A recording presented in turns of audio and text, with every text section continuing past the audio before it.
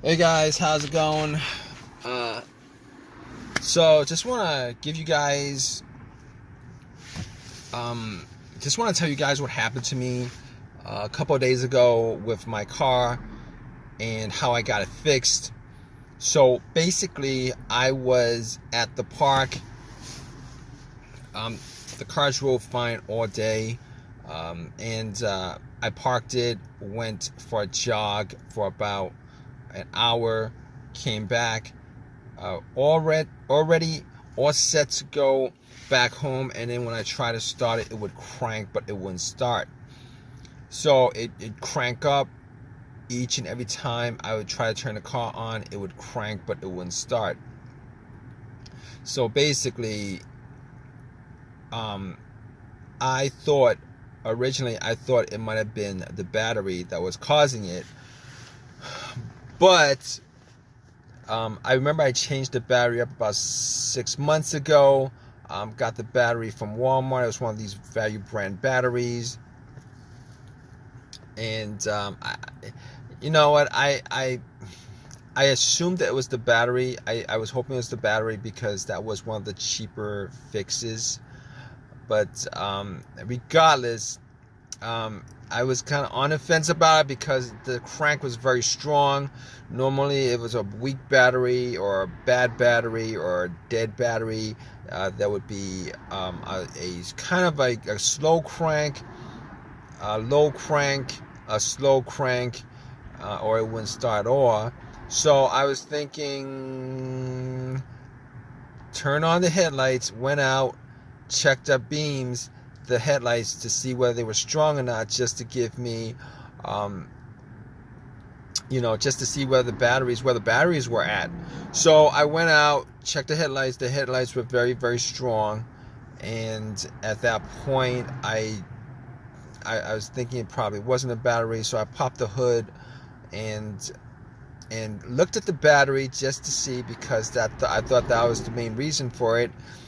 Terminals were a little bit corroded, and I remember last time I really didn't clean the terminals at all. There was a little bit of debris on the inside, whitish stuff, and I pretty much had a can of Coke in the car, poured it on the terminals, had it fizz up, oxidized, and took some napkins to clean it, and popped it back in. They weren't loose, but they weren't super tight as far as the terminal is concerned. I was able to pop them out, pop them in,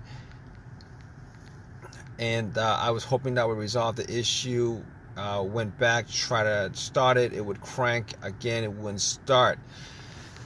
At that point, I was pretty sure it probably was not the battery, but seeing as how I had a booster pack on me that I bought 6 months ago when I had that issue with the battery, and I haven't used it since. It was about 80% charged.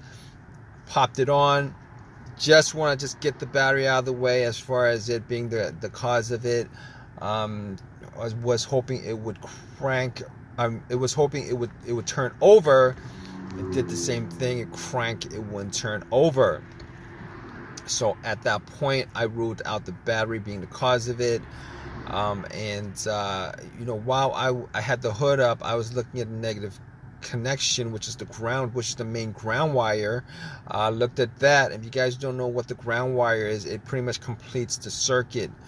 All right, and that the main ground wire is pretty much the negative cable, and that negative cable normally is pretty much connected to the frame of the car.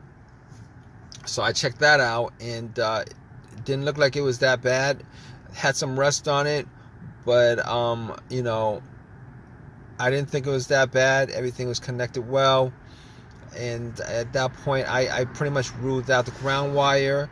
I ruled out the battery. I ruled out the alternator, seeing as how I didn't think it was the alternator to begin with, because normally if it was a bad alternator, the car would have died out on the road while the engine was on. but that wasn't the case. But regardless, when I had the battery pack on, if it was the alternator, the car would start up and then it would die out immediately when I took the power pack off. But that's I'm going way off on that right now. I didn't think it was the alternator. Normally the alternator would not be causing some situation like this unless the battery was very, very low, and then you'd have a slow crank and all that stuff. But rule out the alternator. All right. So basically, after that, I'm like, okay, it could be a bunch of other things. It's possible that it could be a bunch of other things. But then I realized there was no check engine light at all on, there's no check engine light at all on the dash. And I haven't had a check engine light in a long while on this car. I haven't had a check engine light in a long, long while on this car. So basically, at that point, I could pretty much rule out a bunch of other stuff that actually had a sensor connected to it, whether it be the mass airflow sensor that could cause it if that was the issue with that, throttle position sensor, camshaft, crankshaft, a whole bunch of stuff that has a sensor connected to it. I could pretty much rule that out. But here's what I did.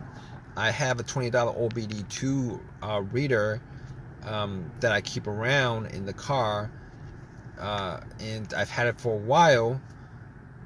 Okay, so in this situation, I was thinking, let's analyze this. Let's pretty much deduct what we need to deduct as far as causes of this, deductive reasoning as far as the causes of this. I'm like, there's a chance it might be the car's computer having issues for whatever reason. It's not connecting with the car itself. And I gotta rule that out. So I put the OBD2. And I know the OBD2 is normally not gonna tell me without a check engine light. Normally it's not gonna read anything. Well, it's gonna analyze everything and it's gonna put out readout, but it's not gonna tell you. Anyway, I put in the OBD2 and it scanned all the way through, gave me a readout. At that point, when it gave me a readout, I knew that there was no issues with any kind of communication issue with the car's ECU, the car's computer to the car itself, and obviously it came up with there's no codes whatsoever. Everything looked good. So just from doing that, I could rule out the car's computer being the issue. I could rule out every single sensor that may that may be causing this. I could anything that had a sensor that could be causing it, that the OBD2 scanner could read. I could rule all those things out. So at that point, I was stuck with a couple of things. One of those things could be either a fuse, a relay, fuel pump filter, maybe the ignition switch, maybe the ignition cylinder. But here's the thing. All right. Okay. So I got to the fuse box. Okay. We're going down the list of things to look for. I go down to I get to the fuse box and checked out all the fuses to make sure there were no blown fuse. I did not have a fuse tester on me, so I tried to smell to see whether there was any kind of smell, any kind of burnt fuse, burnt smell, whatever. There was nothing like that. So I could kind of rule all that out. Not that I mean, there's possible that there's a blown fuse and I wasn't able to spot it, but normally you would use a fuse tester for that.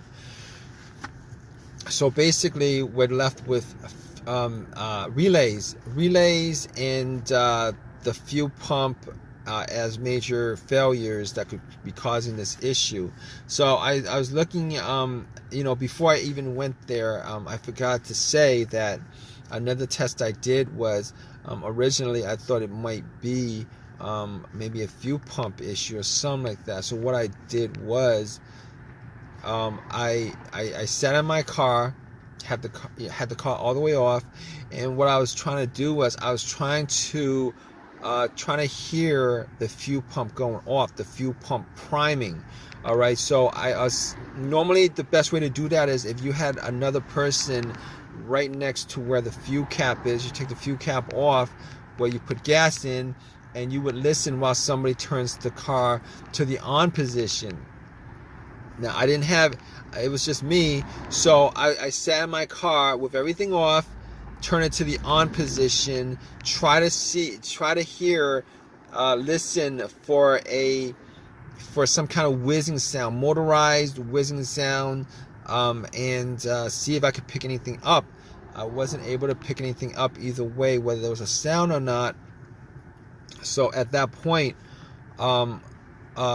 couldn't figure out exactly whether it was the fuel pump that was the issue. So obviously got to the relays, and you know, didn't notice anything different with the relays. So I actually, you know, just to test out the relay to see whether the relay might have had issues or something like that, I actually swapped another relay for that relay.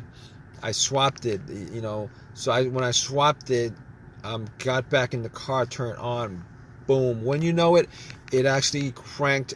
It turned over. So at that point, I could, you know, rule out everything else, because that was the issue that was keeping the car from turning over. At that point, I knew it was the relay. All right, if it didn't turn over, it might have been something else, probably the fuel pump or whatever. Could be, you know, probably the fuel pump. But anyway, just to tell you how I fixed it, you know, went to AutoZone, got another relay, swapped it out, and haven't had an issue, haven't had a crank no start issue since. It turns over just fine.